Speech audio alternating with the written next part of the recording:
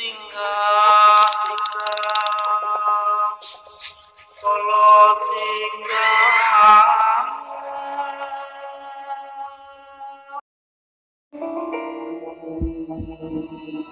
Sebuah kejadian tidak masuk akal dialami oleh Yanti. Ia adalah seorang karyawan dari salah satu restoran cepat saji yang memiliki jam kerja 2 waktu. Dan kejadian ini terjadi saat Yanti sedang masuk kerja shift sore, sehingga ia harus pulang cukup larut. Saat itu Yanti baru saja pindah ke salah satu perumahan di daerah penyangga ibu kota Jakarta. Karena dari jalan raya menuju rumahnya yang cukup jauh, Yanti biasa menggunakan jasa becak yang mangkal di depan gerbang perumahan. Malam itu, jam telah menunjukkan pukul 11:26, dan Yanti masih berada di jalan menuju rumahnya. Saat itu kondisi jalan sudah sepi, termasuk angkot yang ia naiki saat ini. Angkot terakhir yang melewati perumahannya. Maaf, Neng. Neng turun di mana ya? Nanti di depan komplek Duta ya, Bang. Oh, komplek Duta. Dikit lagi ya. Kenapa emangnya, Bang? Nggak apa-apa sih, Neng. Cuma udah malam aja.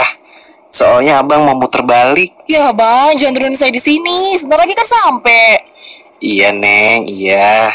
Nah, itu tuh, di depan gapura kiri ya, Bang. Ini ya, Bang, ongkosnya. Makasih ya, Neng ya. Hati-hati, Neng. Udah malam. Mendengar ucapan sang sopir itu, Yanti tidak menjawab sepatah kata pun. Ia hanya melempar senyum dan kemudian terdiam sejenak. Hingga tidak sadar kalau angkot yang ia tumpangi sudah berlalu meninggalkannya. Kok aku malah bengong sih? Aduh, udah jam 11:30 lagi. Tukang beca masih ada gak ya? Ya, tukang becanya udah gak ada lagi. Duh, masa harus jalan kaki? Kan lumayan jauh. Telepon ibu aja kali ya, minta jemput. Ah, enggak deh. Kasian ibu, pasti lu tidur juga. Lagian ngapain juga ya, aku takut. Kayak bakal ada setan aja di komplek. Kondisi komplek malam itu sangat sepi. Tidak ada kendaraan berlalu lalang. Saking sepinya, terdengar suara jangkrik yang begitu khas. Jalan yang sepi dengan lampu perumahan yang tidak begitu terang menambah kesan yang sedikit menakutkan. Perjalanan pulang pun terasa begitu lama dan melelahkan. Sesekali, Yanti menoleh ke belakang, berharap ada kendaraan yang lewat agar ia bisa menumpang. Namun sialnya, saat ada kendaraan yang terlihat di kejauhan, kendaraan itu justru berbelok sebelum mendekat ke arah Yanti. Ini nggak ada orang komplek yang lewat apa? Biar bisa nebeng, kan lumayan.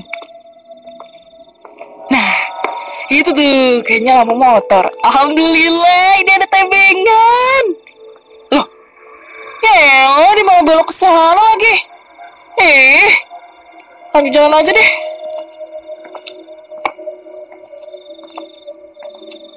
Kalau lagi jalan sendiri begini, pengen deh bisa naik motor lagi. Tapi enggak deh.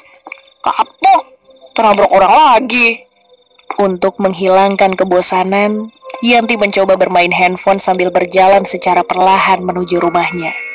Dan siapa sangka, tidak lama setelah itu, Yanti mendengar seperti ada suara becak berjalan. Suaranya terdengar dari belakang.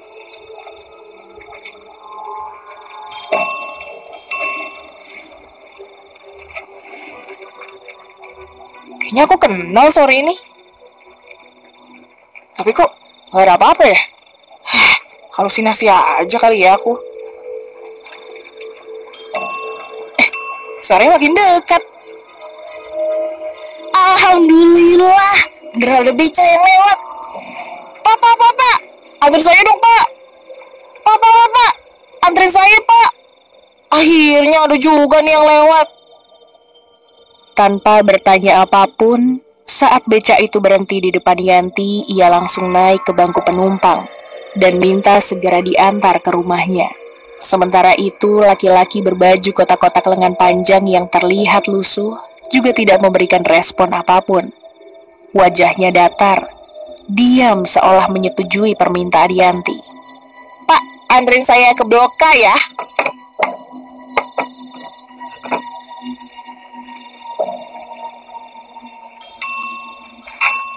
Untuk memecah keheningan malam, Yanti berusaha membuka obrolan kepada tukang becak yang saat ini ada di belakangnya.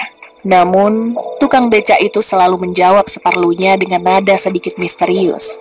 "Pak, udah malam gini kok masih narik aja? Udah biasa ya?" Enggak, Neng. "Terus, kok ini masih narik?"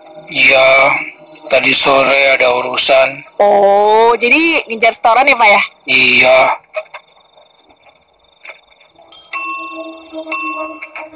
"Loh, Pak, bentar-bentar, kok belok sini ya? Lurus aja turun tadi." "Pak, Ya, di sana jalannya ditutup. ada apa emangnya?" Ada yang meninggal. "Siapa, Pak?" Tukang becak. "Satu pangkalan." Iya, "Kapan meninggal ya, Pak?" tadi sore. Yanti langsung berpikir dan menyimpulkan bahwa tukang becak yang bersamanya saat ini tadi sore mengurus temannya yang meninggal. Tidak ada pikiran aneh dan curiga terhadap tukang becak yang bersamanya ini. Namun saat Yanti melihat ke arah sekitar jalan, ia seperti sangat asing. Suasananya pun semakin sepi dan cukup mencekam. Tidak ingin terjadi apa-apa, Yanti pun bertanya kepada tukang becak. "Pak, ini lewat mana ya?" "Pak, lewat mana? Kayaknya saya belum pernah lihat jalan ini deh." Tak mendapat jawaban dari pertanyaan itu, Yanti pun panik dan sedikit ketakutan. Ia langsung mengambil handphonenya dan membuka aplikasi Maps. Ia coba melihat kemana perginya becak yang ia naiki ini. Betapa terkejutnya Yanti saat melihat becak yang ia naiki ini berjalan menjauh dari rumahnya. Yanti pun langsung panik dan meminta untuk segera berhenti dan putar balik. Becak itu terus berjalan, tetapi Yanti tetap berusaha dengan sangat keras menggoyangkan becak itu. Hingga akhirnya becak yang ia naiki menabrak sebuah pohon. Yanti pun langsung turun dari becaknya dan mencoba memarahi tukang becak yang ada di belakangnya. Namun, betapa mengejutkannya. Saat Yanti turun dari becak, ia tidak melihat tukang becak berbaju lengan panjang itu ada di sekitarnya. "Aduh, Pak, mau kemana sih?" "Astagfirullah, kok nggak ada?" "Pak, Pak, kemana sih ini tukang becaknya?" Melihat tukang becak tidak ada di belakangnya, Yanti pun langsung mencarinya ke setiap sudut dekat lokasi ia menabrak. Tidak lama kemudian, terdengar angin berhembus mengarah ke sudut sebelah kanan. Terlihat seorang laki-laki dengan berbaju lusuh kotak-kotak itu berdiri di salah satu sudut. Yanti pun kemudian memanggil.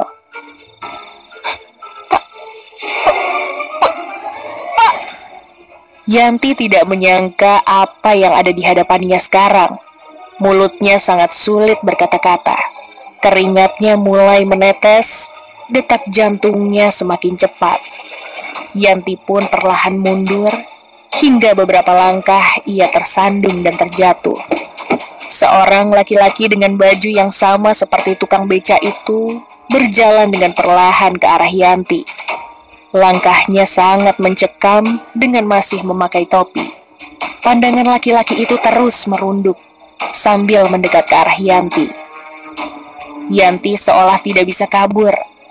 Tubuhnya seolah terikat dengan pohon yang ada di belakangnya. Sementara itu, laki-laki tersebut terus mendekat. Hingga sampai beberapa meter dengan Yanti. Laki-laki itu kemudian mengangkat topinya. Sungguh di luar dugaan. Yanti melihat sosok laki-laki tanpa kepala di tubuhnya. Seketika ia teriak sekencang mungkin hingga jatuh pingsan.